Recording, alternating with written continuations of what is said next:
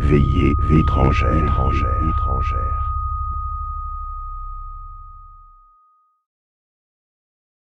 Le vent couche les herbes grises sur la falaise. C'est l'heure entre chien et loup, celle qui n'appartient ni au jour ni à la nuit. Agnete Klausdatter s'est arrêtée au bord de la roche, les pieds nus dans la mousse froide. Derrière elle, les lumières du village de Ribe scintillent comme des braises mortes. Elle n'entend pas les voix de l'auberge, ni les pleurs de sa mère qui l'appelle. Elle n'entend que la mer. La mer de Jutland, en cet automne de l'an 1220, est couleur d'étain fondu. Elle gronde en roulant ses galets, lente et régulière, comme un battement de cœur trop calme, trop calculé. Agnete a 20 ans. Elle est fille de forgeron. Elle n'a pas peur de l'obscurité, ni des tempêtes, ni des bêtes. Elle a peur d'autre chose, de la vie qui l'attend.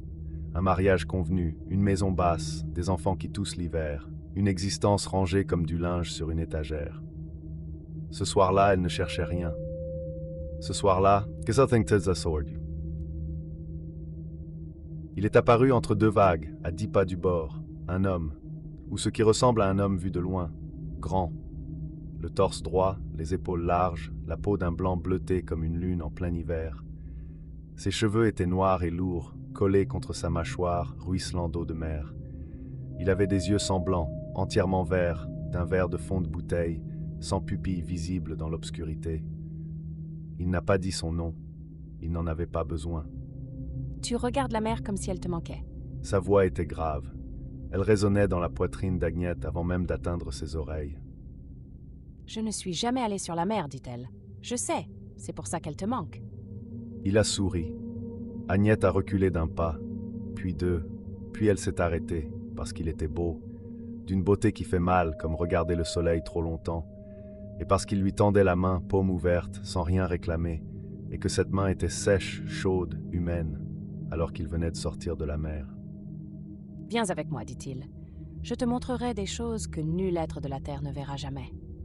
Plus tard, les villageois diraient qu'Agnete était une fille imprudente, ou folle, ou mauvaise. Ils avaient tort. Elle était simplement vivante, et lui savait exactement quel appât tendre aux vivants.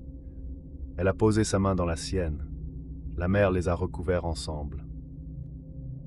L'homme des eaux, en danois Havmanden, littéralement le seigneur de la mer. Dans toutes les cultures scandinaves, il existe une version de cette créature.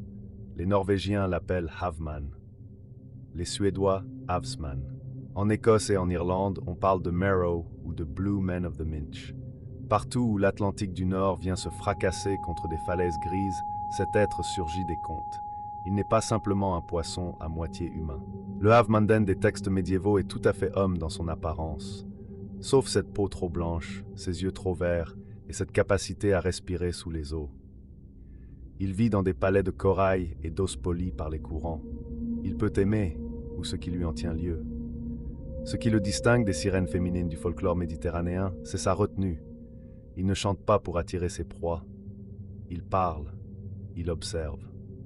Il attend que le désir vienne de l'autre côté, et il n'a qu'à tendre la main au bon moment. Les pêcheurs danois du XVIIIe siècle le craignaient moins pour ses pouvoirs que pour sa patience.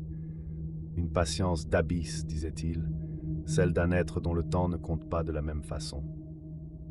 La ballade d'Agnete et du Havmanden est l'une des plus anciennes de tout le folklore nordique. On en recense plus de 60 versions entre le Danemark, la Suède et la Norvège, les premières transcrites au tout début du XVIIe siècle, mais les historiens s'accordent à penser que ces chansons circulaient à l'oral depuis au moins le XIIIe siècle, peut-être plus tôt.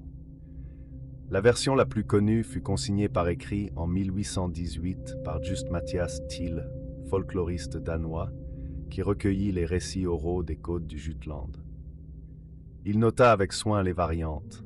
Dans certaines, Agnete est malheureuse sous les eaux. Dans d'autres, elle y est heureuse. Et c'est pire d'une certaine façon. Ce qui frappe dans chaque version, c'est l'ambiguïté. Agnete n'est pas kidnappée, elle choisit. Et c'est précisément ce choix, librement consenti, qui rend la suite si difficile à entendre. Sous les eaux, le temps n'existe pas de la même façon.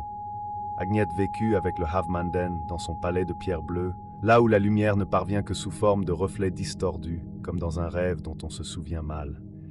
La mer l'avait enveloppée d'une seconde peau. Elle respirait les courants, elle entendait les baleines chanter à 1000 lieues, elle voyait dans l'obscurité totale des abysses. Ils eurent 8 enfants, 8 fils aux yeux verts, au rire clair, qui nageaient comme des anguilles dès le berceau. Agnès les aimait. Elle aimait aussi son époux des profondeurs. À sa façon, d'un amour mêlé de crainte, de fascination, d'admiration pour ce qu'il n'était pas. Mais quelque chose en elle continuait de remonter, quelque chose d'ancien, d'inexpugnable. Les années passèrent, ou ce qui leur ressemblait, sous les eaux. Puis un dimanche matin, les sons lui parvinrent, étouffés, filtrés par des mètres de mer froide, mais reconnaissables. Des cloches, les cloches de l'église Saint-Catharina de Ribe qui sonnaient tierces, comme elle l'avait toujours fait depuis son enfance. Elle avait couru vers elles à 7 ans, ses sabots sur les pavés mouillés. Elle les avait entendues un matin de mars où son père l'avait portée sur ses épaules. Elle les avait entendues le soir où elle avait gravi la falaise pour la première fois, attirée par la mer. Elle sonnait maintenant sous l'eau. Pour elle seule. « Je veux remonter, dit-elle à son époux. Je veux entendre les cloches de près. Je veux voir l'église où j'ai été baptisée. » Le Havmanden se tut un long moment. Il savait, il avait toujours su que ce jour viendrait. C'est peut-être pour ça qu'il avait attendu si longtemps avant de lui tendre la main sur la falaise. « Si tu pars, dit-il, tu ne reviendras pas. »« Je reviendrai, dit Agnès. »« Non, les cloches font cet effet-là. Elles rappellent aux humains ce qu'ils sont. Et toi, Agnès, tu es humaine. » Elle promit quand même. Les promesses faites sous l'eau ne coûtent rien. Les mots s'y dissolvent trop vite. Il la laissa partir. Elle émergea sur la grève au petit matin, les pieds nus sur les galets, trempés jusqu'à l'âme. Et quand les cloches sonnèrent à nouveau, proches, réelles, en bronze et en chair, quelque chose en elle se referma comme une porte. Elle entra dans l'église. Elle s'agenouilla. Elle ne retourna jamais sous les eaux. Le Havmanden attendit. Ses 8 fils aux yeux verts montèrent un soir à la surface, les uns après les autres, pour chercher leur mère sur les plages de Jutland. Ils l'appelèrent. On dit que leur voix ressemblait à des cloches sous-marines, étouffées, désaccordées. Personne ne les entendit.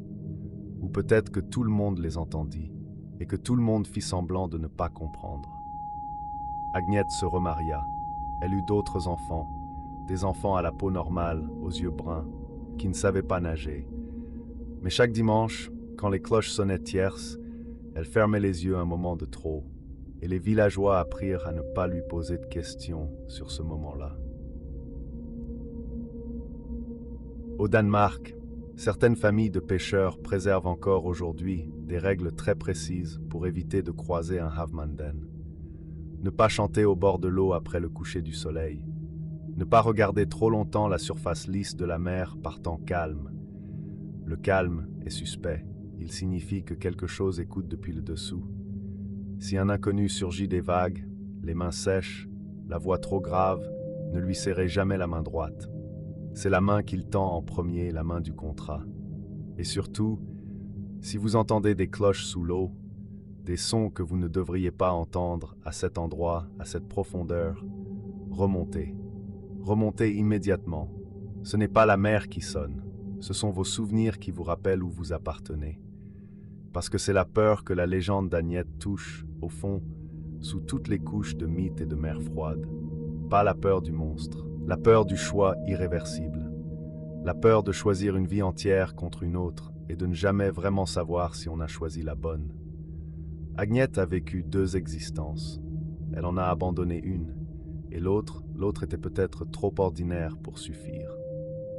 Je suis Damien Black, et la prochaine fois nous partirons vers des terres où les esprits ne viennent pas de la mer, mais du sol lui-même, des forêts sans fond qui avalent les voyageurs et ne les rendent jamais tout à fait pareils à ce qu'ils étaient.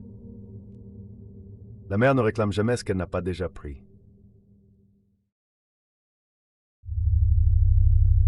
Veillez étrangère.